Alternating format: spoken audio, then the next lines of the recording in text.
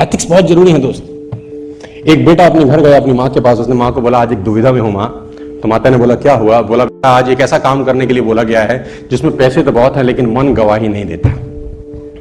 जिसमें पैसे तो बहुत है लेकिन मन गवाही नहीं देता। माँ ने बोला बेटा मैं इतनी पढ़ी लिखी तो हूं नहीं कि तुझे सलाह दे सकूं, लेकिन एक बात तो मैं जानती हूं कि रोज सुबह जब मैं तुझे घर में जगाने आती हूं ना, तो बहुत आराम की नींद सो रहा होता है। कभी ऐसा ना हो कि मैं किसी दिन तुझे जगाने आऊं और तू जागता मिले। बाकी तू समझदार है। मां बोल के चली गई।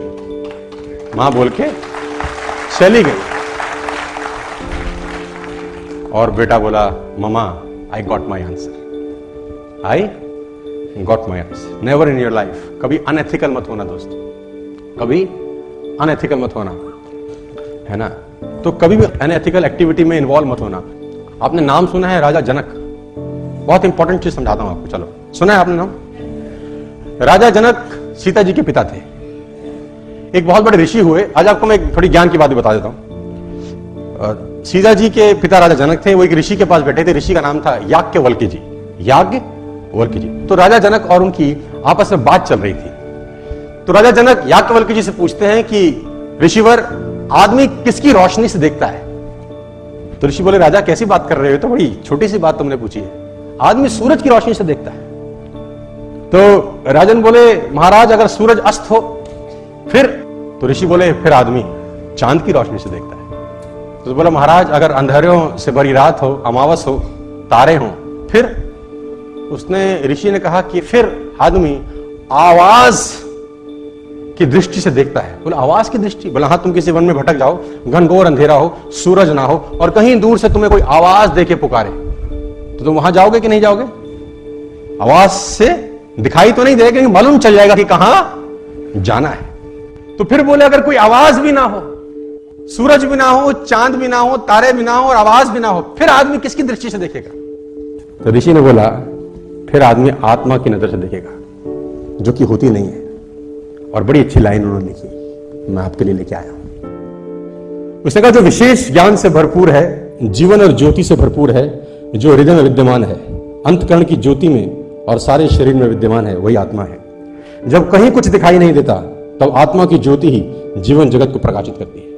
जब आपको कहीं से जवाब ना मिले, सवाल ना मिले और परेशान हो कि करना चाहिए कि नहीं, यहां से पूछना, जवाब आपको मिल जाएगा कि एथिकल काम है या अनएथिकल काम।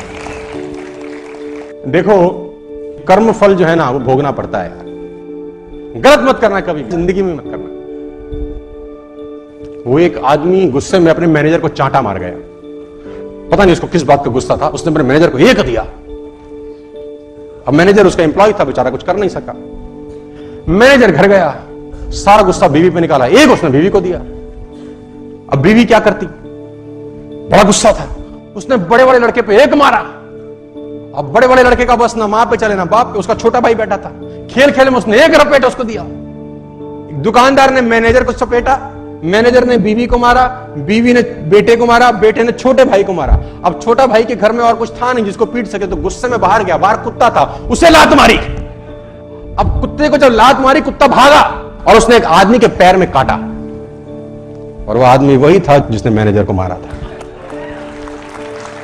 तो मैं आपको बता दूं, एक चांटा भी किसी को गलत मारा तो कर्म फल तो भोगना ही पड़ता है सर। आप सोचो कि कुछ नहीं है तो खाता चल रहा है, उसका खाता बड़ा शानदार है, उसके खाते में 0.00001% एरर नहीं होता है ना। वो कहते हैं ना कि आंख ने फल देखा तो मन में लालसा हुई। अब आंख तो फल तोड़ने जा नहीं सकती, फल देखा आंख ने, गए पैर। अब पैर ने देखा तो पैर तोड़ नहीं सकते, फल तोड़ा हाथ ने। जिसने देखा वो गया नहीं, जो गया उसने तोड़ा नहीं, जिसने तोड़ा उसने खाया नहीं, जिसने खाया उसने रखा नहीं, चला गया पेट में। और थोड़ी देर में जब माली ने देखा तो डंडे लगे पीठ को। पीठ ने बोला हाय मेरा क्या कसूर था, लेकिन जब डंडे लगे पीठ को तो आंसू निकले आंख से, देखा उसी ने था। तो कर्म फल भोगना है यार। और मैं आपको एक प्रसंग सुना देता हूं, यहां पर शायद आपके काम आ जाए। मैं दो ग्रंथों से बड़ा प्रभावित हूं, रामायण और महाभारत, और मैं अक्सर इनकी बातें भी करता रहता हूं। वो पुराना इतिहास जो है उसमें जितना कुछ सीखने को है वो दुनिया में कहीं सीखने को नहीं है। बहुत कुछ सीखने को है राम जी के जीवन में, कृष्ण जी के जीवन में बहुत कुछ सीखने को है। और रामायण एक ऐसा ग्रंथ है जिसमें एक एक चीज सीखने को है। मैं कभी कभी कुछ लेडीज से बात करता हूं, हम तो बहुत दुखी हैं जी, पति बेकार मिला है, बच्चे नालायक हैं। मतलब मेरी बात को अदरवाइज मत लेना, 70 to 80% पुरुष भी मिलते हैं रोते, महिलाएं भी रोती मिलती हैं। मैं आपको बताना चाहता हूं, जितनी भी महिलाएं, बहनें, माताएं यहां पर बैठी हैं, सीता जी के पिता थे जनक, और बहुत बड़े ज्ञानी कहा जाता है। जिनके घर में शादी हुई, ससुर से दशरथ, जिनके बेटे खुद भगवान हुए, और जिनसे शादी हुई वो स्वयं भगवान। जितना दुख उन्होंने भोगा है तुम में से सब मिलके भी नहीं भोग पाते। तो रोने का जरूरत नहीं है। हाय हाय हाय हाय, दुख ही दुख है। एक एक पात्र से सीखने को है, राम जी से अलग सीखने को। भरत जी को गद्दी सौंप रहे हैं, है ना। राम जी वनवास चले गए, भरत जी को बोला आप कोई नहीं है, दो वचन थे, एक भाई ने पूरा कर दिया, दूसरा तुझको पूरा करना है कि तुझे राजगद्दी पे बैठना है। पिता मरते का दो वचन दे गए हैं। भरत ननिहाल थे, ननिहाल से जब लौटे उनको बताया गया सारा प्रपंच हुआ है। भरत को बहुत गुस्सा आया, वो गद्दी पे नहीं बैठे सो नहीं बैठे। उनको खूब समझाया गया कि तुम्हें गद्दी पे बैठना है, ये पिता की आज्ञा है, पिता की आज्ञा मानना तुम्हारा फर्ज है। बड़े भाई ने भी मानी है तो तुमको भी मान। तो गुरु समझा रहे हैं, तो गुरु ने बोला अगर मैं समझाऊं तो भी नहीं बैठेगा, अगर मैं समझाऊं और मैं आज्ञा दूं तो भी भरत गद्दी पे नहीं बैठोगे। भरत ने बोला गद्दी पे बैठ तो जाऊंगा गुरुजी, लेकिन ये धरती रसातल को चली जाएगी, ये धरती रसातल चली जाएगी अगर मैं गद्दी पे बैठ गया। तो गुरुजी ने बोला भरत कैसी बात करते हो, इस धरती पे रावण कुंभकर्ण जैसे राक्षस हुए तब धरती रसातल नहीं गई है। रावण कुंभकर्ण जैसे राक्षस हुए, धरती रसातल नहीं गई। हिरण्याकश्यप जैसे राक्षस हुए, धरती रसातल में नहीं गई। भरत जैसा महात्मा बैठेगा तो धरती रसातल को चली जाएगी, कैसी बात करते हो।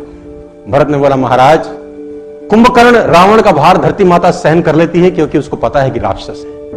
हिरण्याकश्यप का भार धरती माता सहन कर लेती है क्योंकि उनको पता है राक्षस है।